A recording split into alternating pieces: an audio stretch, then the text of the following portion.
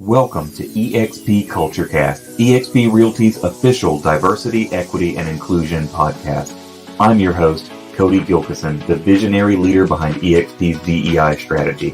I believe that we all have a story to tell, and that's where this show really shines. We are a vibrant tapestry of diverse backgrounds and experiences, and that's our superpower.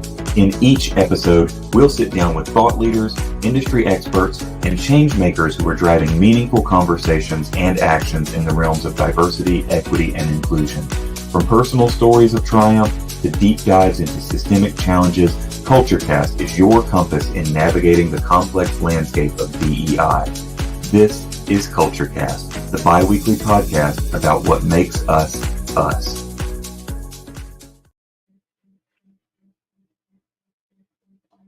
Hello, everybody. Welcome to Season 2, Episode 7 of EXP CultureCast. We are here celebrating National Black Women's Equal Pay Day, and I'm thrilled to have our newly minted VP of Industry Relations, Kendall Bonner, is here in the house. Hey, Kendall.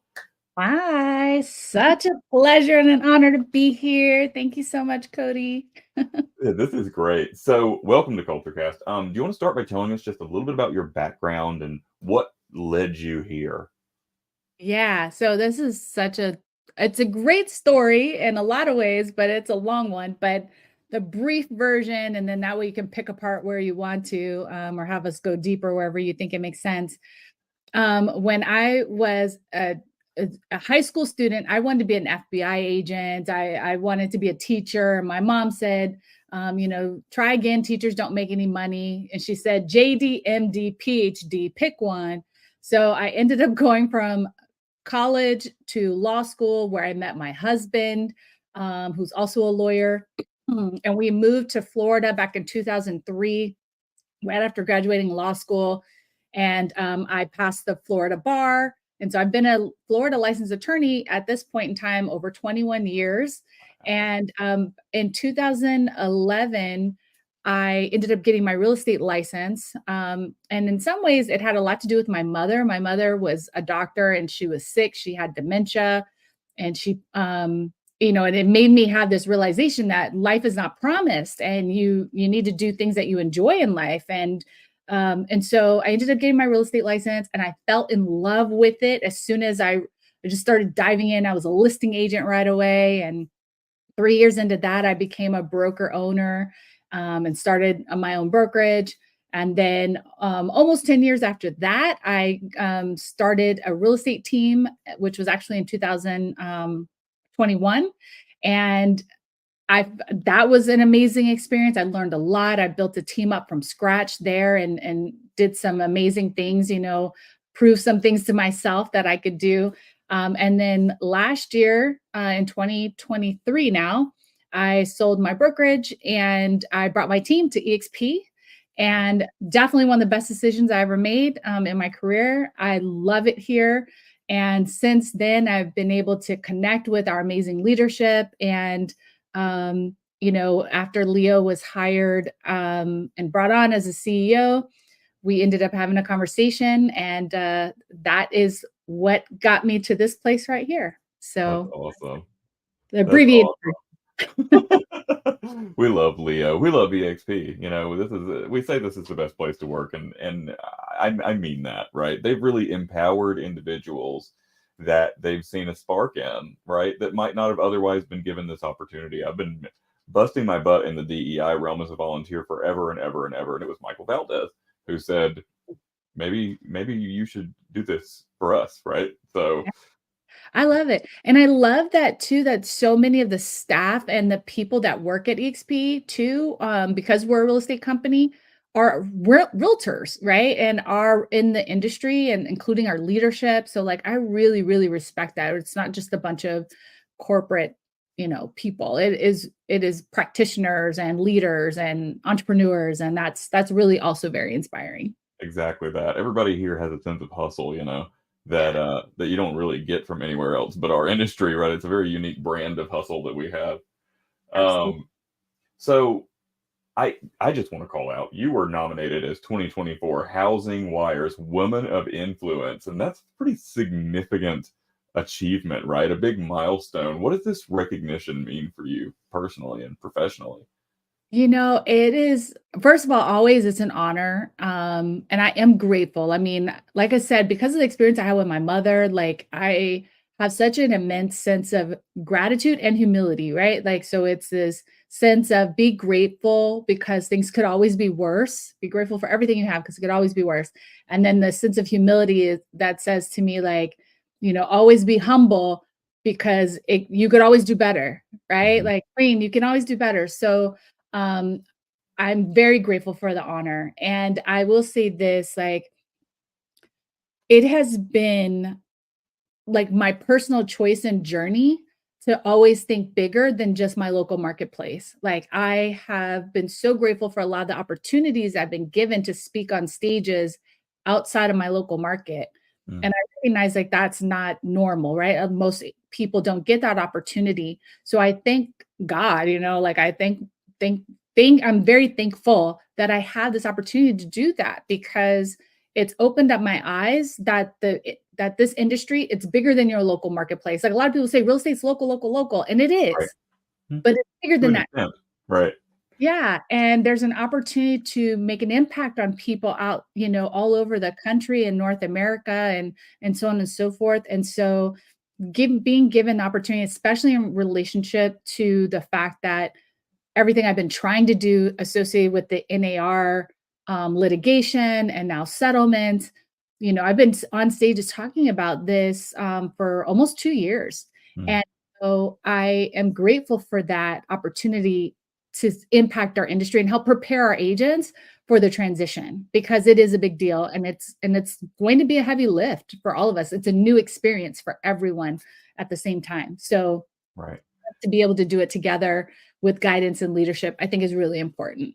So, Yeah, it's so important, and I, really applaud EXP for the work that they've done to get right out in front of it and really talk about it and not ignore it or sweep it under the rug because there's a lot of people with a lot of feelings about it and a lot of emotions, and this is a job where there's a lot of stress involved, right? So we take it mental health really, really seriously, and that I felt that we were driven by protecting our agents' mental health by getting out ahead of this thing so early. Yeah, no, I agree. I will say this, like part of my talk too, like one of the slides I have in there, I do take a moment to address. I said, agents, focus on the facts, not your fears. Mm. But I'm not going to tell you not to be afraid. What I can tell you is that fear is often a reflection of a lack of knowledge or experience, right? That we have. And I said, well, when it comes to the experience, we're all in this together. No one has more experience with this than any other person per se. But what you can do is get knowledgeable and get prepared.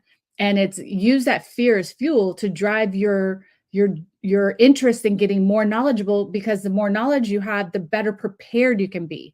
And when you're prepared, fear tends to dissipate, right? And so and we're all in this together, right? And so it's not just about your own personal transaction, it's an industry-wide change. And Mhm. so I want us as EXP agents to be focused on thriving, where I know a lot of other agents and brokerages are just trying to survive. Yeah. So all of this is about helping our community and our agents thrive in a world where most companies are just trying to survive. I love that. I love that. I love the way that you said that. And, we also tell people, whether you're on the staff side or you're on the agent side in the real estate business and the technology business, the one constant is change, right? So we will Yeah, get through this. We will get past this. Things change. People are like, oh my gosh, workplace is changing. We're going to find something better. We're a technology company. Who's going to know better than our leadership what the better thing is, right? We'll find a better option. We're going to get there, right? absolutely. Yeah. Absolutely. I love that. I want to go back to what you said about this not just being local. And I think that's a really important point that we should dig into more. And I think it's something where at EXP, we're sort of uniquely qualified our agents to be able to tap into a market beyond your own because we have all of these ways. We ask the same question at the end of every episode. What should you do when you first start at EXP? And the answer from every guest I've had, maybe except for two, is find your tribe, right? When you're finding your tribe, you're not finding a tribe of people who live in your community. You're Right. finding a tribe of people who are like-minded individuals from all over the country, and those connections can really, really serve you in really profound ways. Yeah. And yeah, you have No, thoughts on that? yeah, no, I agree with you. I mean, that was one of the things that when I came to EXP, I was like, oh my gosh, I am unshackled. I am not shackled to brick and mortar, a location, a physical space in my local marketplace. I now have a global community that I get to Sure. tap into like never before. And I think that's so powerful. Like even right now, in terms of finding your tribe, like I feel like I have several tribes within the EXP community because Yeah, there's so much to be able to connect to and to participate in. But it's like I have friends and I'm able to partner with and work with people all over the country and not just my state, but not only just my city, but like literally across the country, across North America and other parts of the world. And yeah, that is so unique. It's a hugely unique and immense opportunity that we have yeah. as professionals with this company. I mean, there's so many wins. Yeah, and the Res opportunity to learn from people who are killing it in markets similar to yours or dissimilar from yours that are all over the country, right? The one thing that always blows my mind is I have not met an agent at EXP that wasn't willing to share their success and how they got there and what their game plan was. I don't know anybody that's keeping a secret recipe book for success, right? Yeah, Everybody's so willing to share and open. You just got to find those people. And there's lots of people doing this. We sort of coined this phrase earlier this year, but this 5 minute mentorship where mm, you can ask somebody one simple question and move on and not have like a formal mentor relationship. But we have so many groups where you can jump in from the Black EXP network to the general one EXP, all of our resource groups. You can jump in and say, hey, this is what my market is like. I'm struggling with this. What should I do? And get 15 answers in a day. And oh, yeah. it's It's curious. It's amazing, and it's super collaborative for sure. Like, that is hands down probably this is the most collaborative company I've ever worked for or been a part of. And, that's one. And number 2, what I appreciate about it as well is it's a positive collaboration compared to, like, for example, a lot of agents will get into these Facebook groups or these other groups on social media, and it's so full of negativity, right? And fake news and just fake conversations, dramas, traumas, etc. And it's just so negative. And I have to say, like when I get into workplace and some of our EXP groups, you don't feel that. there Mm, there there's no negativity, there's no drama. It's just very supportive. I mean, people will have questions, and then people will do their best to give honest, true answers. And that's really, really powerful, especially like you said earlier, when it relates to mindset and mental health. Like all of that is connected. yeah, And it's such a huge part of our industry is mindset, for example, that both needs to be protected and as well as like acknowledged, yeah, really. yeah. And I'm the person in my career, in my job at EXP, who has to go through all of the bad apples that might pop up on workplace. And I can tell you, despite that, despite the person who has the most vision of that segment, I still am so profoundly like our culture is 99.9% of the time top Yeah. tier, right? The culture is it. You're going to have bad apples. We have 90,000 real estate agents. it's Yeah. It's it's going to happen. inevitable. But they're so Yeah. few and far between. You would think that that's something that I was dealing with weekly or daily or something. It really is not the case, right? Because the culture has been so cultivated that I think people see, man, if I posted something like that in this group, I would be the odd man out, and they Yeah. don't post it, right? Yeah. I think like attracts like, It's and so when you're in true. an environment that's positive and like negativity is just not acceptable, bad behavior is just not acceptable, tend to see less of it. And I Right. think that's good. That's powerful. And that's how it should be, right? We should be holding ourselves and one another accountable.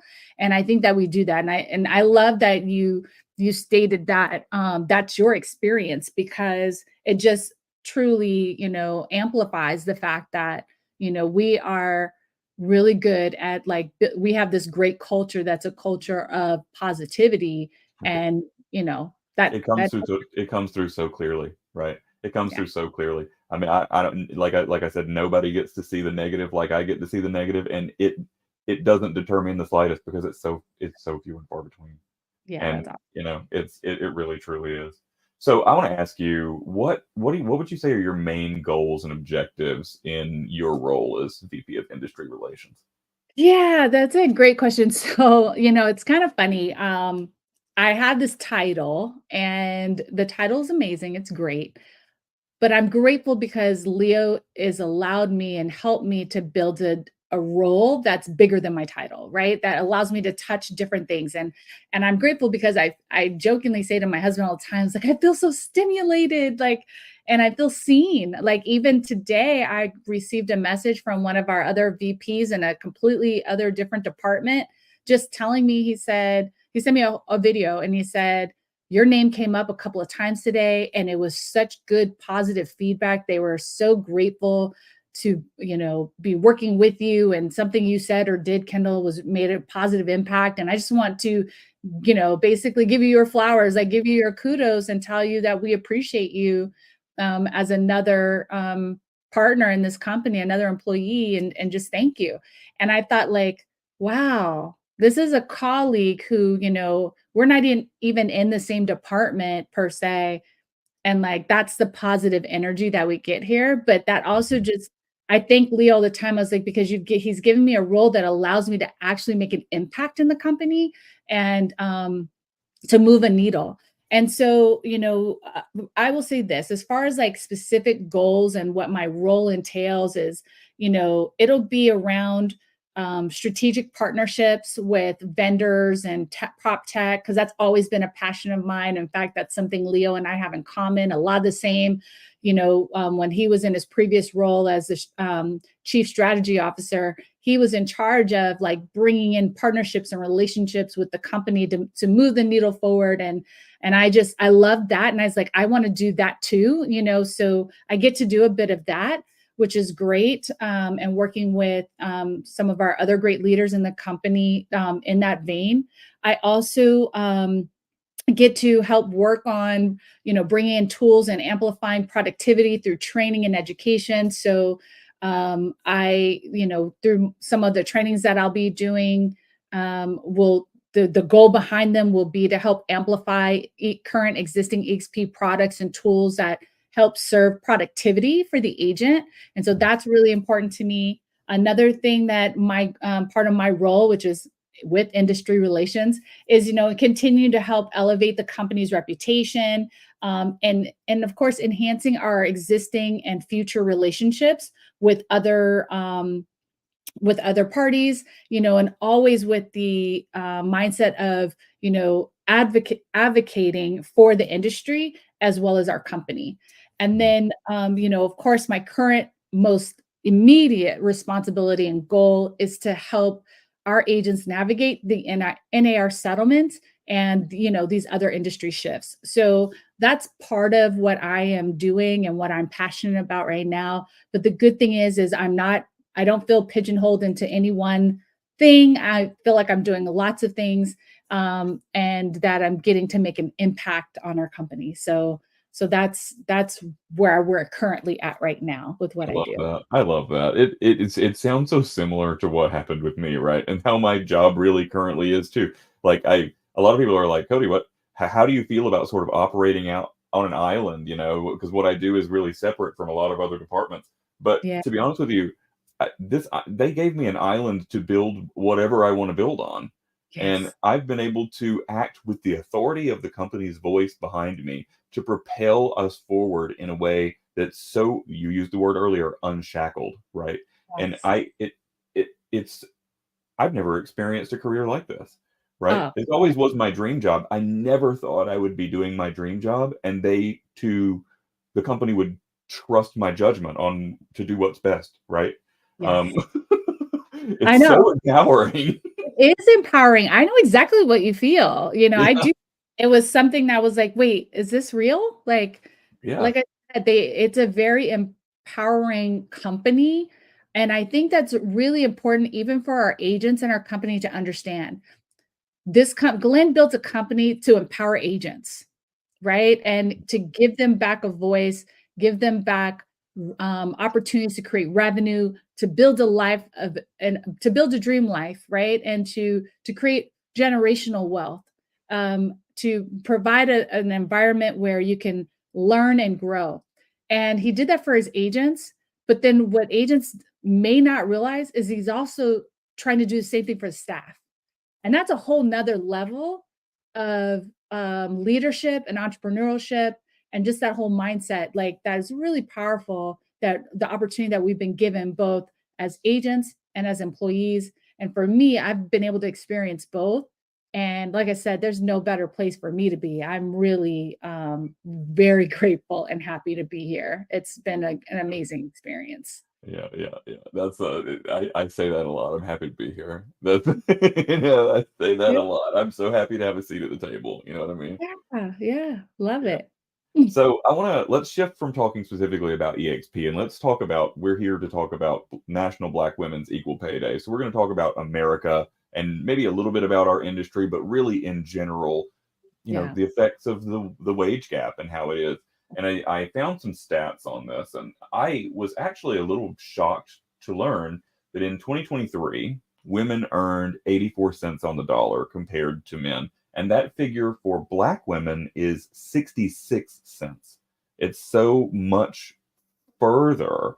And actually, when we talk about the term intersectionality, the term intersectionality comes from a woman who was doing a study about this because she was a woman of color and saw that the stats for people of color and the stats for women both didn't reflect her lived experience. So that's when we started to do drill downs of what about if I'm both, right?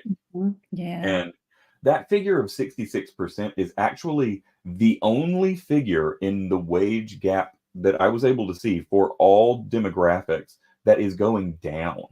Mm, That number was 69% in 2020 and 66% in 2023. Um, Forbes also shows that the job field with the highest disparity in pay is real estate brokers and real estate agents, where just women in general make 60 cents on the dollar compared to a man. And for Black women, that number is 49 cents on the dollar, which is wild, right, in 2024. Um, what significance does this day and this recognition day hold for you? And what should people know about the current state of the pay gap? yeah, that's a big question. And I actually have a personal experience with, a pay gap scenario. And I'll tell you, we get into that story, I'll tell you how I handled it. But it is significant because I think part of the problem is that people think that putting their head in the sand or pretending like it doesn't exist somehow makes it not real. Hmm. And I know there's always the comment of, well, life's not fair. And that may be true, but that's not the That's point. dismissive, though, right? Yeah, that's not the point. The goal here is that we women, especially women of color, I'll say this. I remember my mother was a doctor in her life. She was in medical school in the 70s.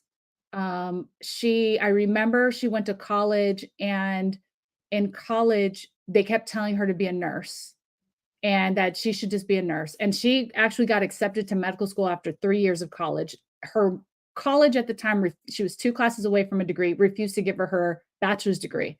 She got into USC Medical School in California, so she just went. And she eventually ended up getting an honorary degree later. But she went to medical school at USC, which is University of Southern California, prestigious medical school, private school. Did her residency at UCLA, My mother was a Black woman in a sea of white men, right? There's a picture of her at graduation. My mom got pregnant with me and had me while she was in school. So I was 2 or 3 years old in her arms at her graduation, right? Which I'm always very grateful for, right? That when people are in school, they can make very varying choices, right? Projecting their future, right? So I'm just very grateful to be here today. But my mom would say to me, be the doctor, not the nurse. And I don't think she was a comment of, uh, anything other than be the leader, be what you want to be. Don't let people tell you who to be, but what you can, be who you want to be. And it was also too, my mom would also say to me, you have to be the creme de la creme, the cream of the crop.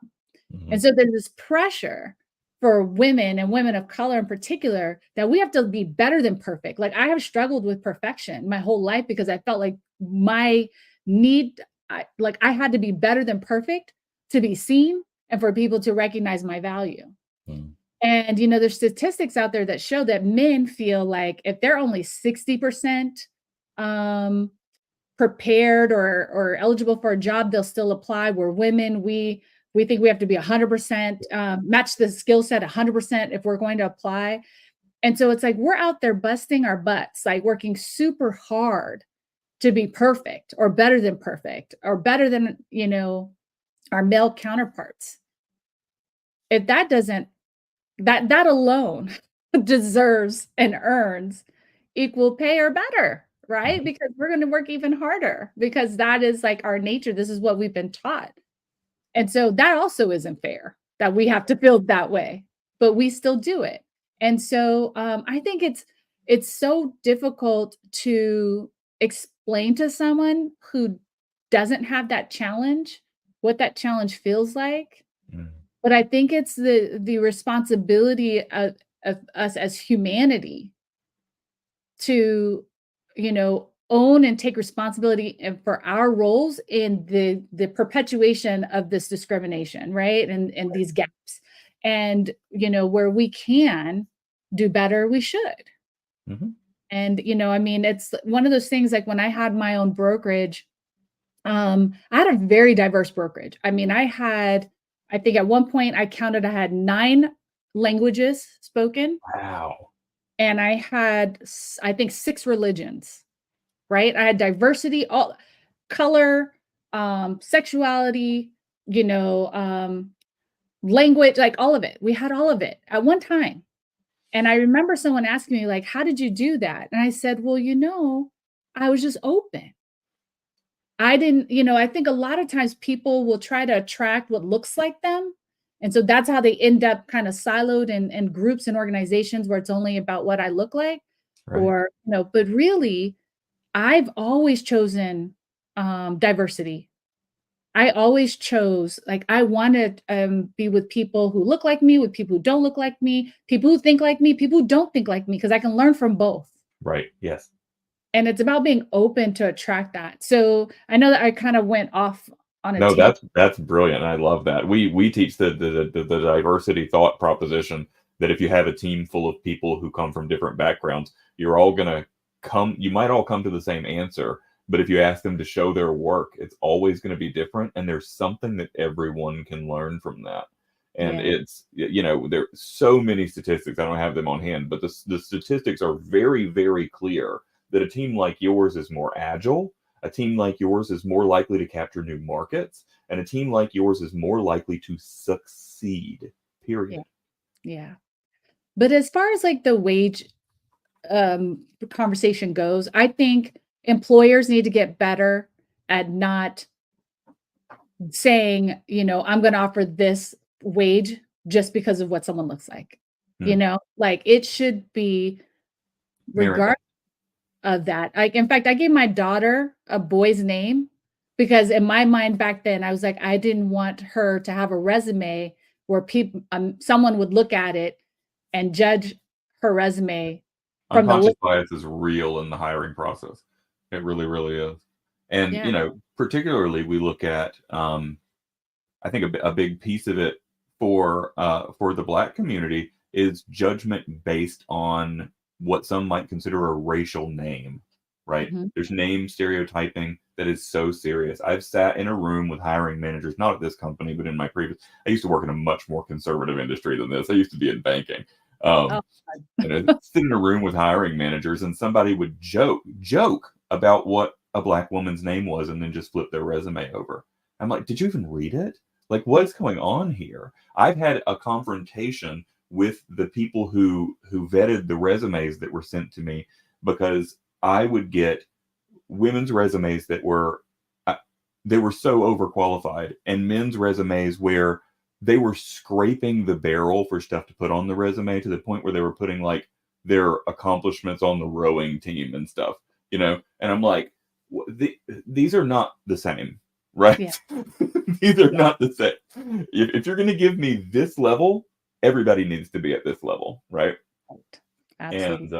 And it's always been a struggle, and we teach a bit in my intersectionality training that we do on a study that was done where they sent to it was something like 400 employers with 150 different applicants, and half of them were black men who had a criminal record, a fictitious criminal record, and half of them were black men who didn't, and the numbers were staggering, right? Compared to white folks, and it's just stuff like that. People don't put enough credence behind it.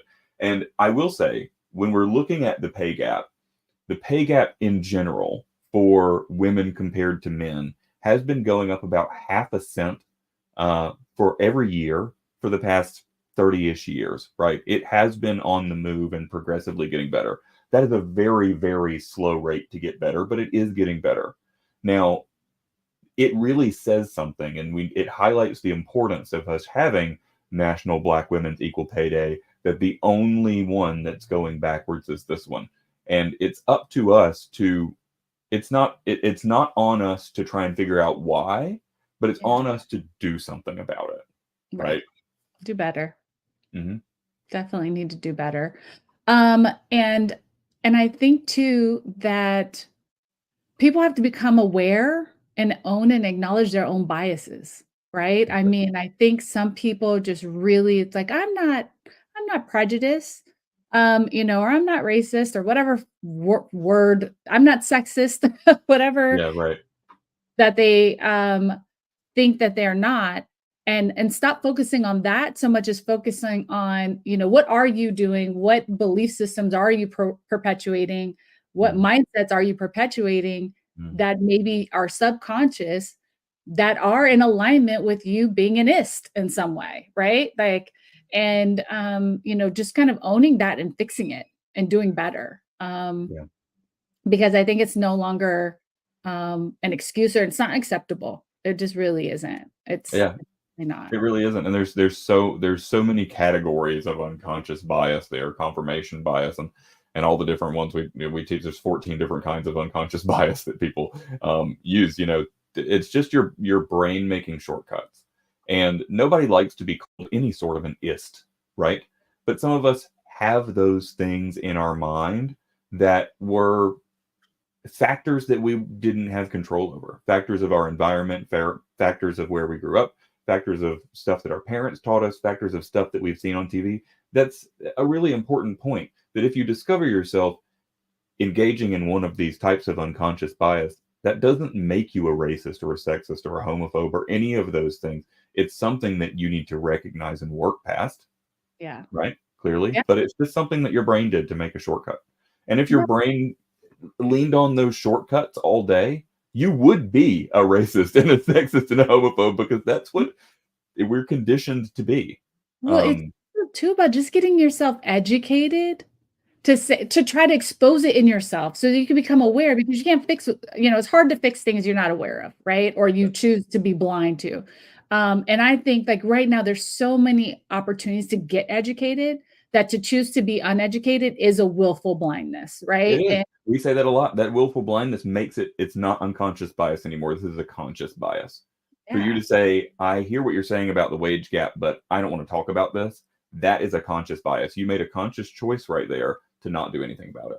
Yeah, and not get educated at least so that you can in the future make better choices or give better advice or make sure that you're doing what you can as far as your roles go to do better, right? And do what's right. So I want to hear you said you have a story about your personal experience with the wage gap. I want to hear that. Yeah, so this is back when I was practicing law.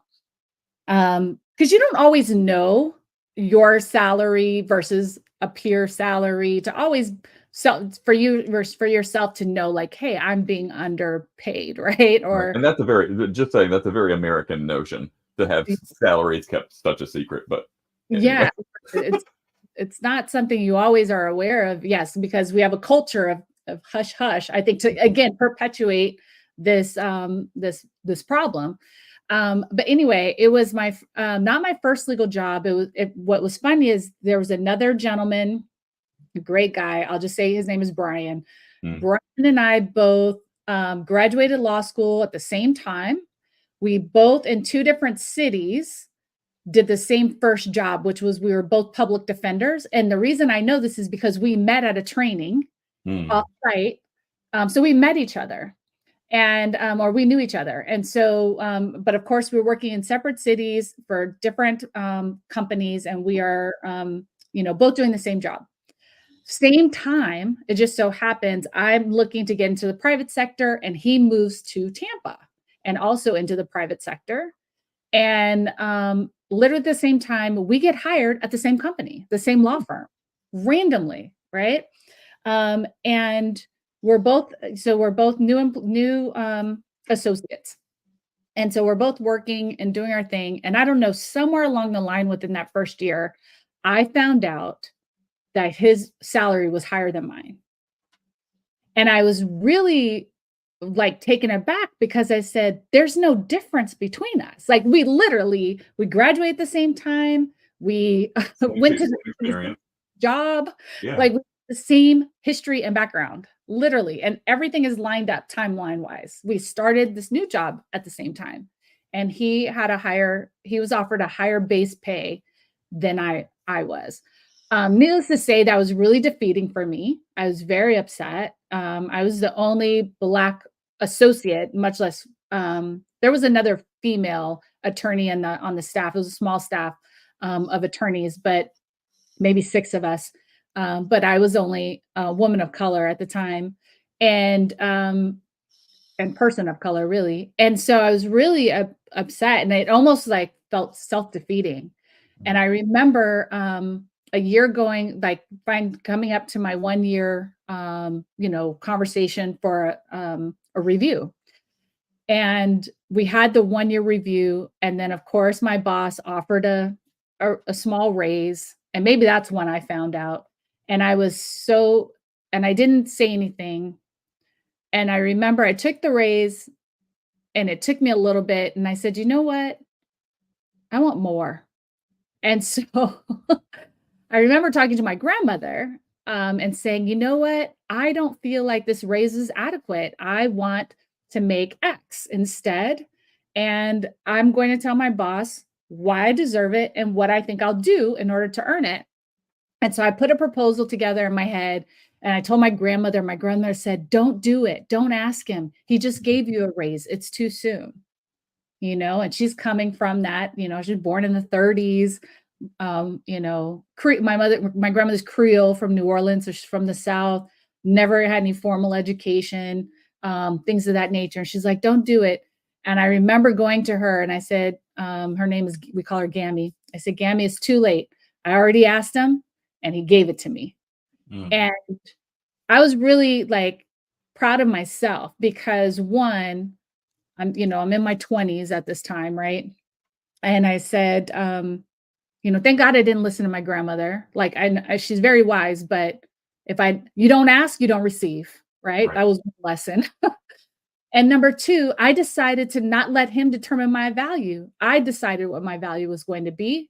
And I told him, this is what I need to continue to work for you and for me to have a better attitude here, right? Mm, And not to be happy and to, and I'll because I trust myself and my own work ethic. So if you still want me here, this is what I need. And so I asked for an additional, it was like $12,000 or something, plus a bonus, another $10,000 bonus that I negotiated for, and I got it. Mm. Gosh, what a perfect example that is of working the exact same experience and going through I hope that people are hearing this story and really are able to understand, what this is and what this means. I want to ask, so let's talk about the positive future, right? Could we discuss like the broader economic and social impact of what if we closed the pay gap? What would that mean for individuals and communities if we were able to close the pay gap for Black women? That would be huge because I do see and believe, Black women are a growing middle class. Mm, It is a huge a class of humans, right? That are mhm, impacting the economics, because we are drivers of consumption, um, and service. We're service providers. Like we're a growing entrepreneur base, um, and I think like that would have a huge impact on the economy and on the world because of the fact that we are, participants in mhm, the economy. We're not we fully participate. So I think mm, that would be huge and meaningful. I think it would do something for education and the next generation of children.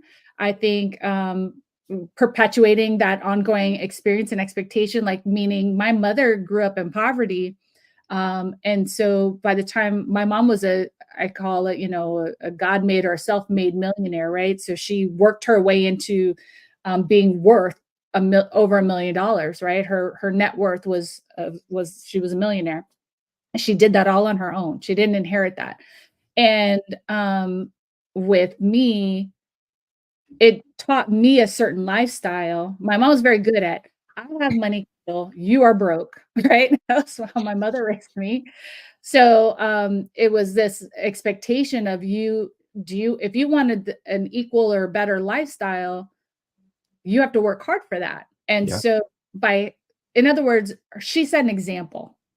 And I think that, as we raise the pay gap and we allow having women to allow having the same opportunities as men to make the same wages, like I think like that would do a ton because that would do something for home ownership, you know, Mhm, that would do something for entrepreneurship, because there would be more women who will save up to be able to go start their own businesses and pursue that American dream.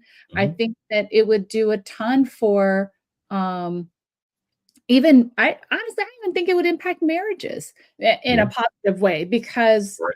it Financial stability is everything. and stability, it's a huge reason why people get divorced, right? Yeah, And so it's just things like that. I think it yeah. would matter, and I think that women who are having children out there, like that, it gives a stability there, things of that nature, and It being does able. for sure. And one of the big things about this, the pay gap leads to the wealth gap, right?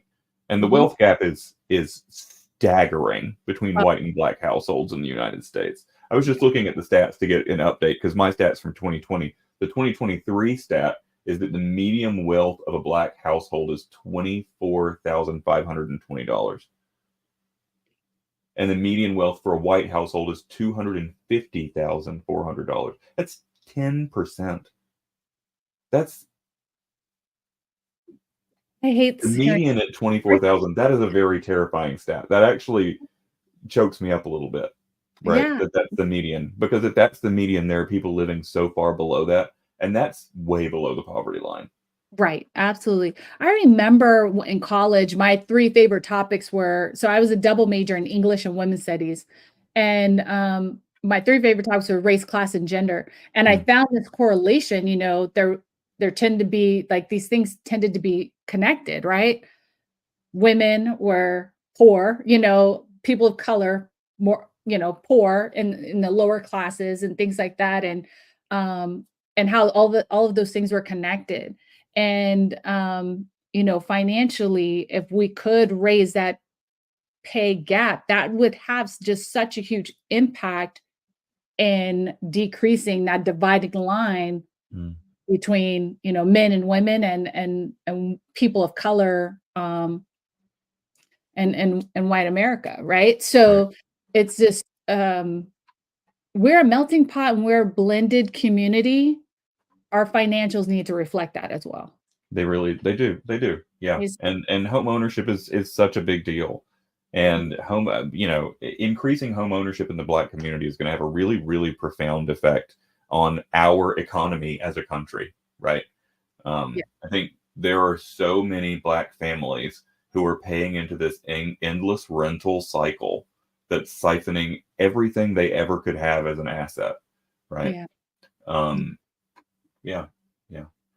So I want to know from you, what advice would you give to young Black women aspiring to leadership roles in real estate or in any industry? Well, first of all, do it. Believe that you can do it and I then like do it. that. Be the doctor, not the nurse, right? Yeah, be the doctor, not the nurse. And I think it's to just this sense of, I would say, because my mom, things I learned from my mom is, and not just because of words she told me, but things I watched her do, things I watched her not do. My mom, and my grandmother, they lived in this world of fear. Like I was raised in this mindset of fear. Like everything was like fear, fear, fear based. Don't do this because they're afraid. I'm afraid of this. I'm afraid of that. And my mom, I think, worked really hard to break that generational mindset Mm. a fear from my grandmother to her and then to me, right? To the point now, my daughter, I used to joke her whole life, she was fearless. It used to drive me crazy because I was like, be afraid of something. Yeah. A But, little fear is healthy. Yeah. right? But there was this movement away from being so do it afraid, right? One of the ahas I've had in my life as a young adult or as an adult has been there's no courage or bravery without fear. So I always try to tell myself it's not fair to tell someone don't be afraid because it's natural, it's instinctual. Hmm. But what you can tell them is do it afraid. Even though you do have the fear, use your fear as fuel to project you forward. And I started saying yes to things. So two things I think I did that if you could mirror me, this is what I would say to do, which is one, I did things that I wanted to say no to because I was afraid. But as soon as I recognized I was saying no out of fear, I'd make myself say yes Mm. because I knew that my growth was on the other side of that fear. That was one thing. The second thing I've done that I think a lot of people may not do it instinctually for whatever reason is I would ask. I would put it out there. I would say, you know what? I want to be on that stage. How do I get on there? I want that job. How can I get that job? You know, I would put it out there that I wanted certain things. I have directed my entire life. I've orchestrated everywhere I've ever been and what I've ever done because at some point before that moment, I decided that's what I wanted to do. Mm. I believed like this is what I want. This is what I want to do. So I'm going to do it. And then I would mark a path that got me to that place. Oh, And that's such a so profound lesson. Oh, that felt. is what I would say is do it afraid and put it out there That's and it. then march right on up the steps. That's it. That's it. I love what you said about if you want it. You're never going to get on that stage unless you ask, right?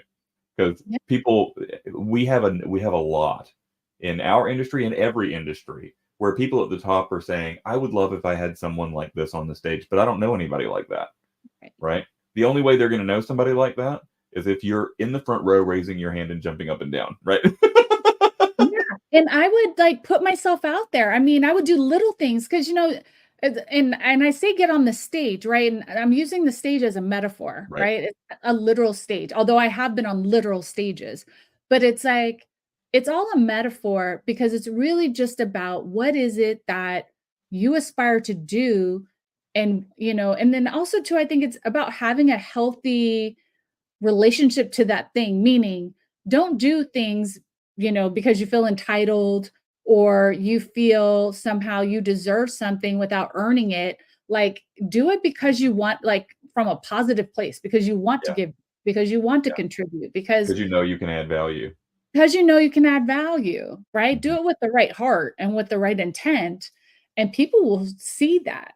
Um, and also do things before, sometimes you got to do things for free, and Yeah, earn people's that's trust. true. Yeah. Sometimes you have to put yourself out there in vulnerable ways, so that way you can get the feedback so you can get better at it. So Mm. then you get to the place where you're so good that people can't ignore you. Mm, mm. You're Things like speaking so directly to my career journey. I can't, I relate so hard to this. I did 10 years of volunteer work doing DEI stuff in banking, and I came to EXP because when I interviewed at EXP, somebody said to me, "I'm looking at all the DEI stuff on your resume, and we don't have anything like that. So I think you should get your foot in the door here. And when it comes time, you'll be the guy that can apply." And then I came in and I was working my entry level job here and I saw some problems and I stepped way out of my comfort zone and made a big deal about those problems. And yes, then, offered that I could knew help the solve. solutions. I can help fix these, right? And he got me my job, I love it. right? Which is That that's literally exactly what you were just talking about, right? exactly, exactly. Your next level is on the other side of the yes, the no, and the discomfort, the vulnerability, the challenge or the problem, because you're there to provide a solution, and think like that. I mean, that was something else. Like one of my colleagues here at EXP just recently said a kind word to me. Another gentleman giving me a kind word said, "You know what I love about working with you, Kendall, is you have a way of analyzing a situation, identifying the problem, but then also immediately like driving solution, right?" And that is my superpower. So I felt so seen when he said that, because I was like, oh my God, that's what I do. Like, because I already knew this was my skill set from before, but it's not something I felt I needed to say to someone.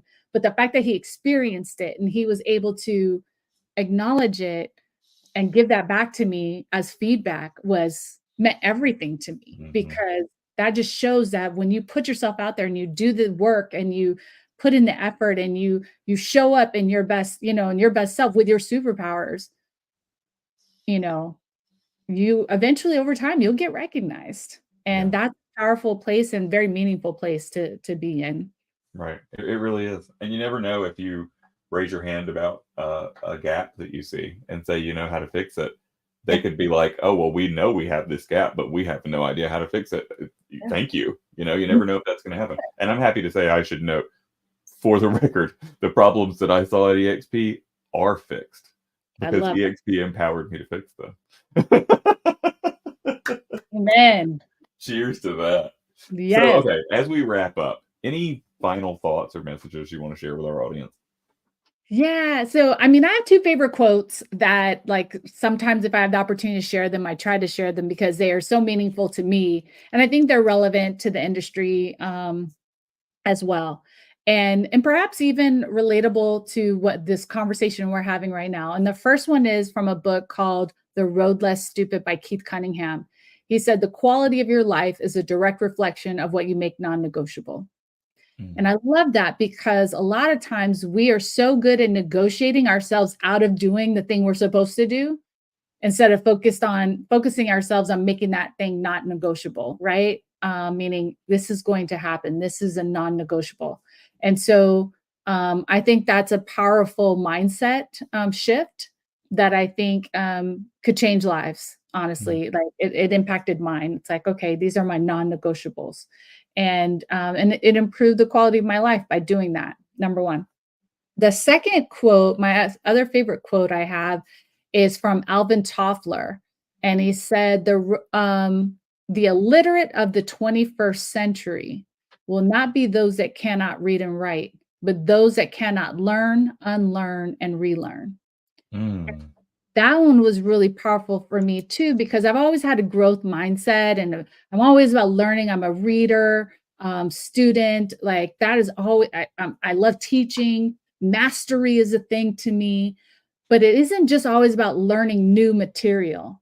Sometimes it's also about unlearning things, bad behaviors, bad mindsets, you know, bad culture, whatever. It's also about unlearning things that we've been taught that we shouldn't carry forward, as well as relearning or reminding ourselves of the things that are important and that we should be carrying forward.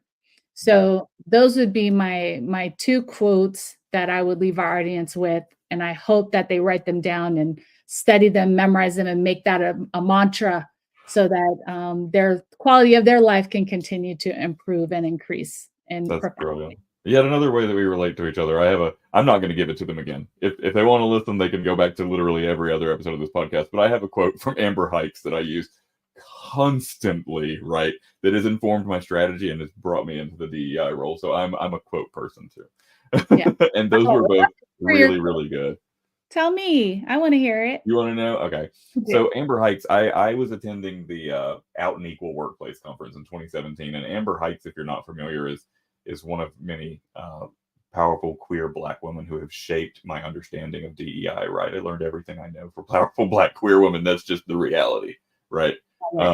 But Amber Hikes is the woman who was responsible. She was in this country the first LGBTQ liaison to a mayor's office of a major city in the city of Philadelphia. And she was responsible for the addition of the black and brown stripes to the pride flag, which was so divisive and so controversial, but she stood up in the face of that, right?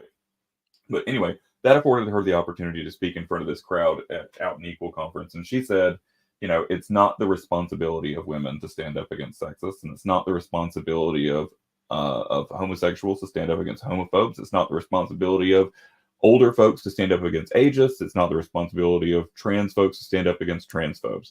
It's the responsibility of us, all of us, to weaponize our privilege for those who don't have what we do.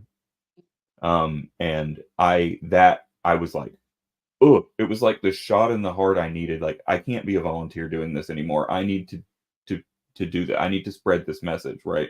It was my purpose then to go and evangelize this quote. To be honest with you, that's what I've been doing, is going around and convincing people. Like, it was said in a shorter way when I was at the LGBTQ Real Estate Alliance's housing symposium a couple years ago, and John Lovett said, "It doesn't have to happen to you for you to give a damn." Yes. Right. Yep. And it's so vital to me for the people that I see doing the great work who don't have a seat at the table where I am, for me to signal boost their voices everywhere I go. Right. That's what that taught me. I love that, Cody. And I will tell you, it reminds me too of something my mom said to me when I was younger. She said, when someone is, we'll just say an ist against one, there's a good chance they're ist against others. And it was just like, don't stand for any of it. So like, just because if someone says something that's just prejudice or disrespectful or discriminatory against one group, call them out on that. Don't let them get away with that, because even though it might not be my group, that right, it might not have anything to do with being Black or a woman or something like that, but protect the integrity of all diversity, right? Yeah. I just that and in other words, be an ally. That's it. And be an active ally, not a passive ally. That's something that Jessica Nieto taught me about active allyship. That's we all have diverse circles. I have people who are very, very diverse from me. And part of that is I have people that disagree on a lot of things. One thing we can't disagree on is human value. Yeah. Right. That's not up for debate. Yes. And being an active ally means when somebody says something disparaging about another group, that every time I'll speak up on behalf of that person, even if they're not there. And that's true friendship and allyship, right? If somebody knows that no matter where I go, I've got their back, no matter what doors are closed and nobody can hear, they've got their back. That's what we all should aspire for. I agree. And I think that is the most powerful part of any movement, is the active ally. And, I believe in that. I know we're supposed to be ending, but one other quick story. I met a friend of mine, Chris Dreyer. He is a white man, heterosexual white man, who owns a prop tech company. And I met him because we were both on a DEI like conversation for Inman.